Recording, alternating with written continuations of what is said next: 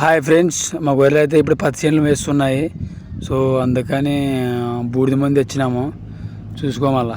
అడగాలే కానీ ఏదైనా ఇచ్చే అన్నయ్యనవుతా, పిలవాలే కానీ పలికేటి తోడు